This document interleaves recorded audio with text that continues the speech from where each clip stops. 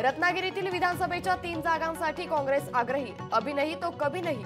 काँग्रेसकडून बॅनरबाजी. शिवसेना उद्धव बाळासाहेब ठाकरे पक्ष, राष्ट्रवादी शरदचंद्र पवार पक्षाच्या मतदारसंघांवर काँग्रेसचा दावा. दौंडमध्ये भीमा साखर कारखान्याच्या बैठकीत गोंधळ, बोलू देत नसल्याच्या आरोपातून फेकला माईक. सभेतील विषयांच्या मंजुरीला काही सभासदांचा विरोध. कोकणात राष्ट्रवादीला मोठा धक्का. दापोली नगर परिषदेतील 8 पैकी 7 नगरसेवकांनी स्थापन केला वेगळा गट. राज्यात भाजपकडून सोमवारपासून हर घर दुर्गा अभियानाची सुरुवात. उपराष्ट्रपती जगदीप धनखड यांच्या हस्ते होणार शुभारंभ. कौशल्य विकास मंत्री मंगलप्रभात लोढा यांची घोषणा. अकलूजमध्ये उद्या महाविकास आघाडीचा मेळावा. मेळाव्यास हर्षवर्धन पाटील उपस्थित राहणार असल्याची शक्यता. सुशीलकुमार शिंदेंच्या वाढदिवसानिमित्त होणार मेळावा.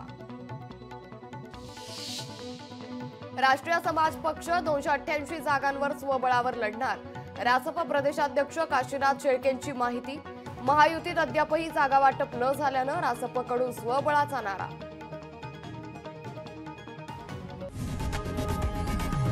लोकशाही मराठी ऐका, पहा, जागरूक रहा.